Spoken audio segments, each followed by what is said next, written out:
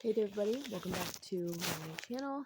I'm Caitlin, your geeky girlfriend, and today we are going to put away some laundry and we're going to talk about some books that I have read while being on my maternity leave. So since we're not driving to work right now, we're not going to do our normal morning commute book report that we've been doing. So we're just going to fold some clothes, talk about the books that I've read while being home, and yeah.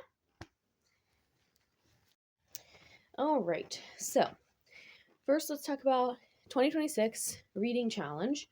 My goal is still 48 books because I did not meet that goal last year. I got close. I think I got up to 42 or something with Christmas break. That helped me cross a few more off before I went to the hospital to have my daughter. But we read some books last year that took us a long time to read, and so my reading speed went down a little bit.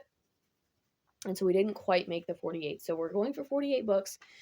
This year I'm focusing on an A to Z challenge again. So I'm trying to go through the alphabet fully once, maybe twice, kind of circle back through. And then also we're going to throw in some nonfiction books among the fiction. And so far already in 2026, I have read 3 books so far. One I kind of started at the very end of 2025.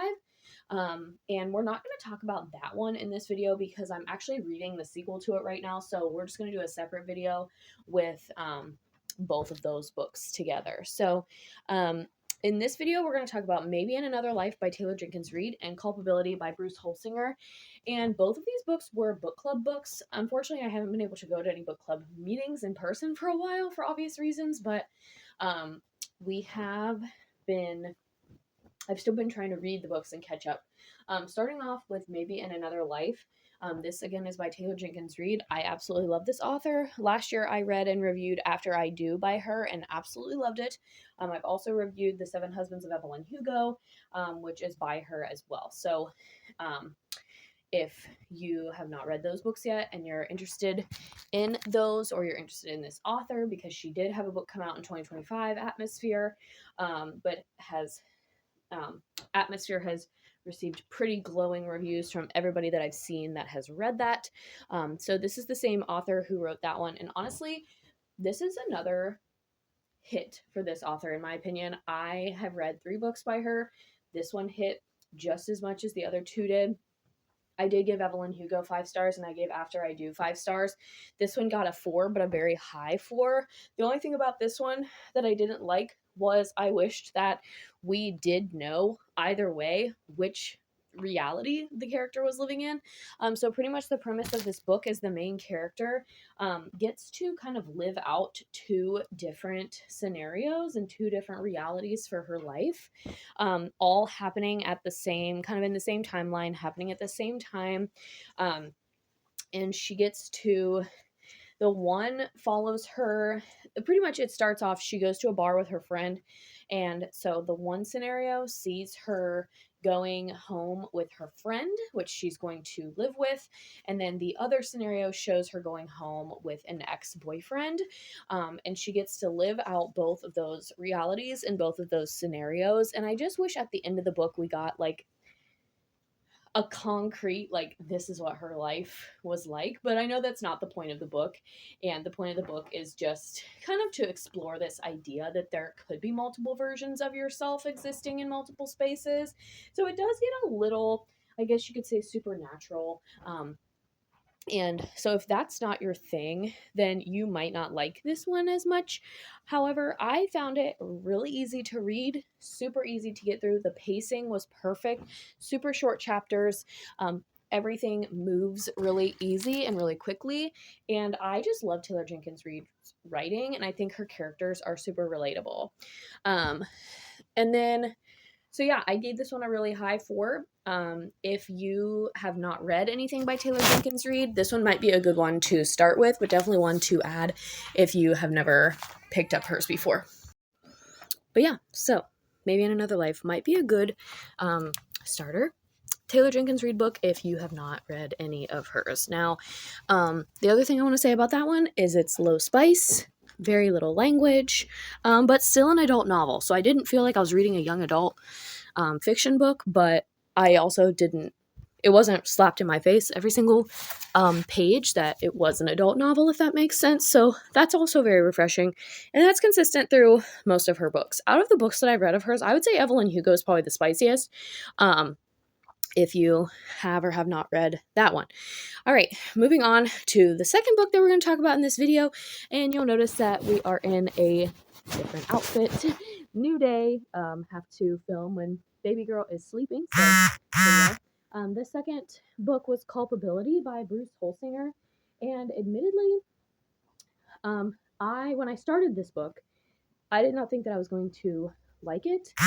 This is a very worry book. And it kind of jumps right into like some more scientific, I would say, higher intellect, dialogue and language. And essentially the premise of this book is it follows a family over the course of like a couple of months. The narrator is the father of the family. He is married to someone who is really big in the technology realm. She has won awards. She is this like really popular like science and technology industry mogul, and she does all of her work with AI. So the book kind of talks about, in a more of a cynical way, in my opinion, kind of the struggles that we're going to see with AI. Like, yes, AI is this powerful technology, but the book explores like ways that it can kind of go wrong or do bad things, because we want to say that technology is so helpful, but this book kind of explores the alternative side to that. I don't even know if you guys can see me or hear me, but yeah, it kind of explores the alternative, like what if it doesn't work, is kind of what this book explores. And then on top of that, like whose job is it, or who is responsible for holding the AI accountable or culpable for its actions. So that's kind of where the title of the book comes from. And like I said, admittedly, I did not think I was going to like this. I was about 40 pages in and was like, I don't know. It kind of, not that it started off slow, but I I don't know. I just didn't know if it was going to be for me.